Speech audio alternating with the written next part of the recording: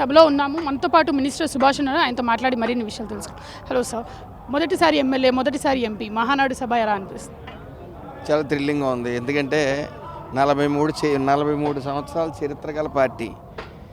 అది ఏదో YSR పార్టీలా sympathy grounds మీద వచ్చిన పార్టీ కాదు. దీనికి ఒక బేస్మెంట్ ఉంది, పునాదులు స్ట్రాంగ్గా ఉన్నాయి. ఏదేమన్నా సరే చంద్రబాబు నాయుడు గారు ఒకటే చెప్తారు, నాకు ఎంత వయసు వచ్చినా నేను నిరంతరం ఇంకా తెలుసుకోవాలనే ప్రతి విషయాన్ని తెలుసుకుంటా ముందుకు సాగుతాను. మీరు ప్రతి విషయాన్ని తెలుసుకోండి. మనకన్నీ వచ్చు అనుకుంటే జగన్లా తయారైపోతాం. మనకి ఏమీ రాదనుకునే ప్రయాణం చేయాలని చెప్తూ ఉంటారు. అదేవిధంగా ఇది తెలుగు దళం పండగ వాతావరణం ఏదైతే సంక్రాంతి 3 రోజులు జరుగుతుందో అలాగే తెలుగు తమ్ముళ్ళు అందరూ కూడా నాయకులు అందరూ మమేకమై ఓ చోటకి చేరి ఒక ఉత్సవంలాగా జరుపుకునే దానికి ప్రతి ఒక్కరూ కూడా ఉత్సాహంగా, ప్రతి తెలుగు తమ్ముడు కూడా ఉత్సాహంగా పాల్గొంటూ ఉన్నారు.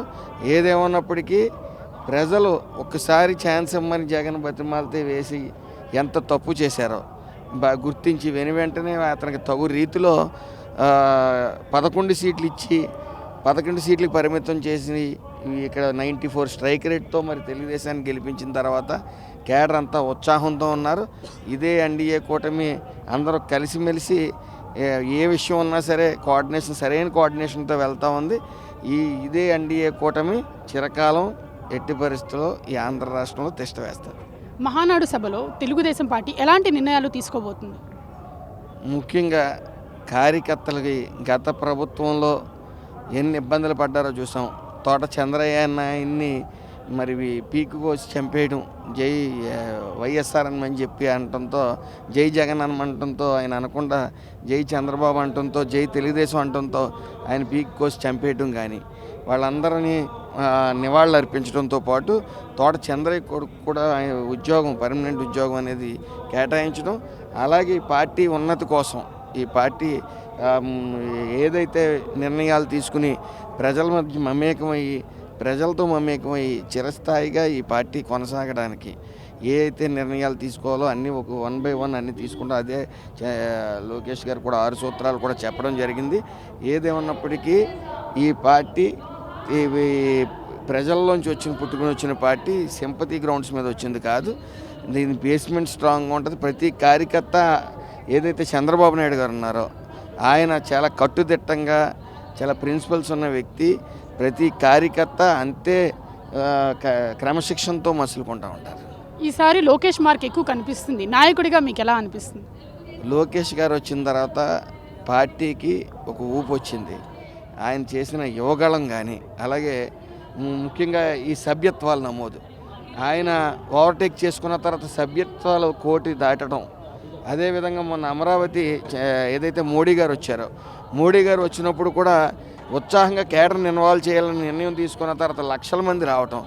ఈరోజు మళ్ళీ అదే ఉత్సాహం చూడటం. సుమారు 15 మందికి first time MLA, first time మంత్రి కూడా మేము మాలాంటి వాళ్ళందరినీ కూడా ఎంకరేజ్ చేసింది మరి లోకేష్ గారు.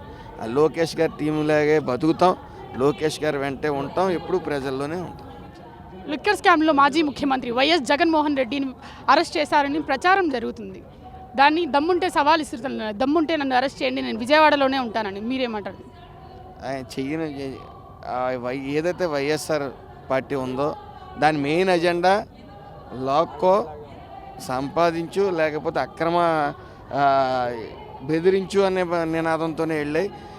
ఒక్క స్కామే కాదు, విద్యుత్ స్కామే కాదు, లిక్కర్ స్కామే కాదు, అన్ని స్కాముల్లో చెయ్యి తిరిగిన వ్యక్తులుగా నమోదు కాబడ్డారు. కాబట్టే ఈరోజు 11 సీట్లకు పరిమితం అయ్యారు.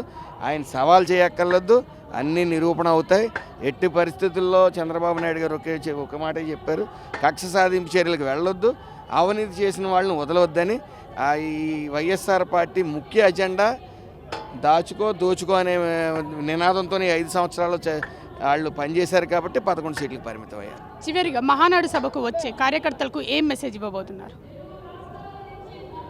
ఇది ఒక పండగ వాతావరణం. కార్యకర్తలను కాపాడుకోవాల్సిన పరిస్థితి మా అందరి మీద ఉంది.